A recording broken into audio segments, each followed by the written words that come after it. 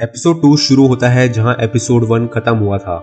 जिन्हो और उसके साथी दूसरे डंजन में फंसे हुए हैं और उन्हें एक बड़ा स्टैचू दिखाई देता है जो उन पर लेजर बीम चलाता है। स्टैचू की वजह से 2 हंटर्स की मौत हो चुकी है और बाकी सब डर से कांप रहे हैं।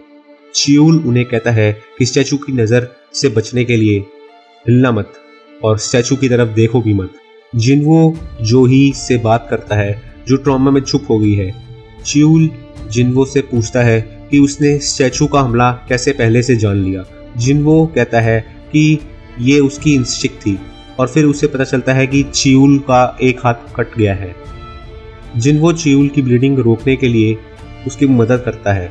चियूल कहता है कि स्टैचू का लेवल ए या एस रैंक है क्योंकि उसने बी रैंक डंजन में भी ऐसा कुछ नहीं देखा। इसी बीच जिन्हो की बहन सुंग जिन्हा स्कूल जा रही है जहां उसे उसके दोस्त ये पूछते हैं कि क्या उसका भाई एक हंटर है, तो वो जवाब देती है कि हाँ वो हंटर है लेकिन वो सिर्फ ई रैंक का हंटर है। डंजन में वापस आकर चियूल और जिन्हो सोच रहे हैं कि क्या करना चाहिए। एक और सदस्य उनकी अभी की स्थिति से परेशान है क्योंकि उसने एक बड़े संगठन के साथ अपना समझौता कर लिया है और वो जगह छोड़ने की कोशिश करता है अपनी तेजी का इस्तेमाल करके, लेकिन मूर्ति के हमले से उसका शरीर एक पल में खाक हो जाता है, सिर्फ उसकी पैर बचते हैं। ये देखकर उन सबका डर और बढ़ जाता है। इसी दौरान जिन्हो को याद आता है कि स्टैचू के पीछे एक टैबलेट था जिस पर कुछ कमांडमेंट्स लिखे थे। वो चियूल से पूछता है कि पहला कमांडमेंट क्या था। चियूल उसे कहता है कि गॉड का आदर करो।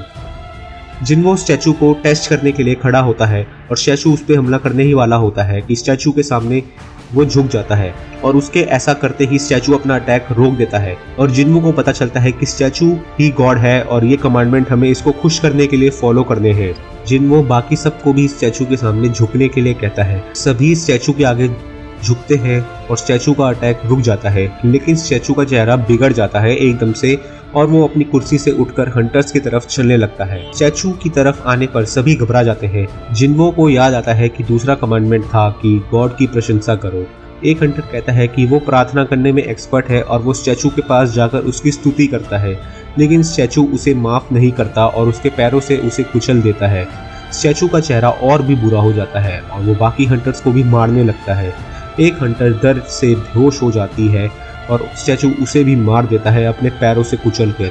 एक हंटर वो अपनी पत्नी और बेटे के लिए सोचकर एक मूर्ति के पास जाता है जो एक हथियार पकड़ी हुई है। किम उसे ये बताने की कोशिश करता है कि उसके पीछे वाली मूर्ति उस पर हमला करने वाली है, लेकिन बहुत देर हो जाती है और पार्क को वो मूर्ति तलवार से ब्रूटल तरीके से 2 टुकड़ों में काट देती है। जिन्हो नोटिस करता है कि कुछ स्टैचूज इंस्ट्रूमेंट पकड़े हुए हैं और वो अपने साथियों को उनके पास भागने को कहता है।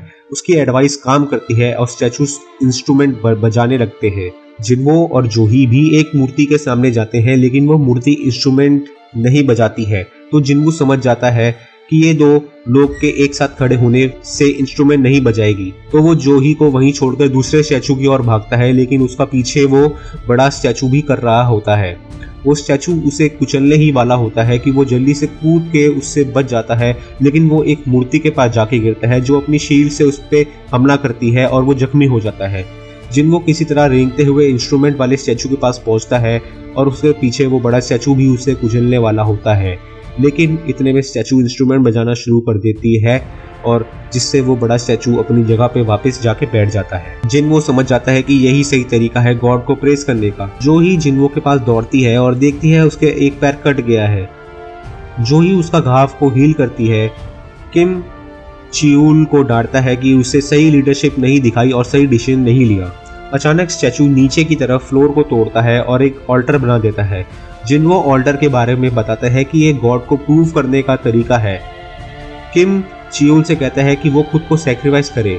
चियूल ऑल्टर की तरफ चलता है और जिन्हो को अफसोस होता है कि चियूल को ऐसा करना पड़ रहा है। लीडर चियूल उस ऑल्टर के पास जाता है और जैसे ही ऑल्टर के अंदर कदम रखता है वैसे ही एक रेड फ्लेम जलने लग जाती है वहां।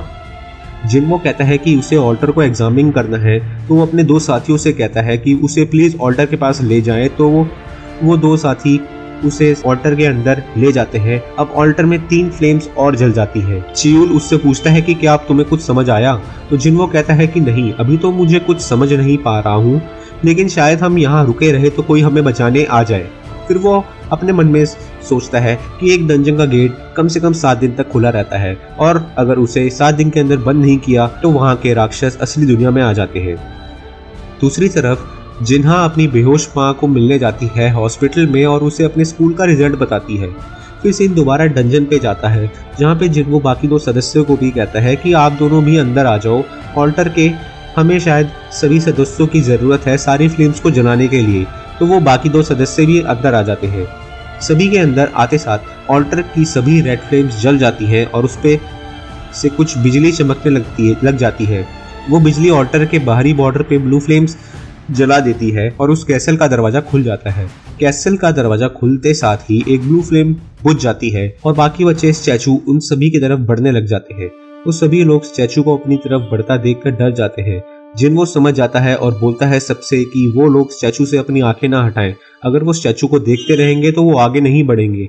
ये एक बचपन की गेम जैसा है, हमें इन सारी ब्लू फ्लेम्स के बुझ जाने तक ऐसे ही रहना होगा।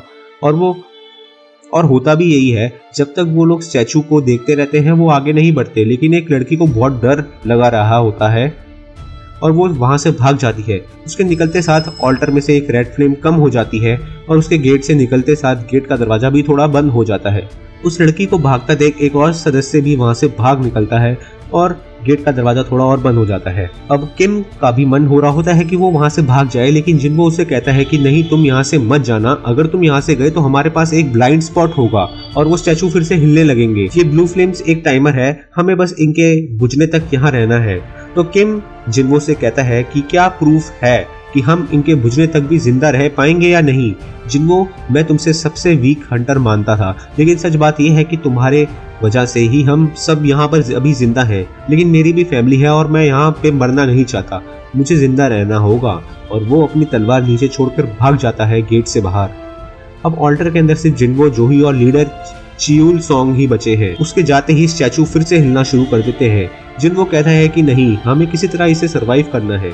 तो लीडर सॉन्ग उनसे कहता है कि तुम दोनों यहाँ से जाओ, अगर हम में से एक भी यहाँ रहा तो दरवाजा खुला रहेगा। तुम दोनों अभी भी यंग हो, तुम्हें अपनी लाइफ जीने का हक है। जोही को वो बोलता है कि जिन्हो का ध्यान रखना। इतने में जोही गिर पड़ती है और वो कहती है कि अब वो और चल नहीं सकती है, उसकी टांगों ने उसे जवाब दे दिया है। तो सॉन्ग कहता है कि ये उसकी हीलिंग एबिलिटी ओवर यूज करने की वजह से हुआ होगा।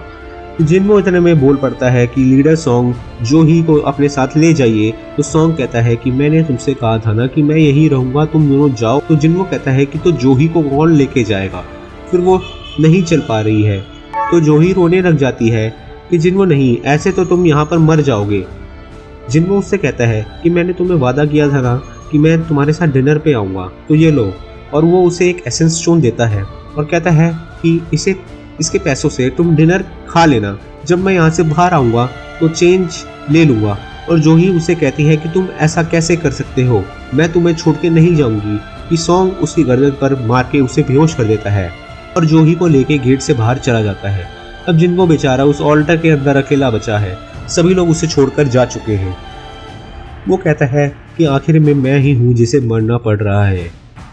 और वो सारे स्टैचू उसकी ओर बढ़ रहे होते हैं। वो किम की छोड़ी हुई तलवार उठा लेता है और कहता है कि कम से कम मैं तुम में से एक को तो अपने साथ लेके ही जाऊंगा। कि वो स्टैचू उस पे हमला करते हैं और उसका हाथ काट डालते हैं।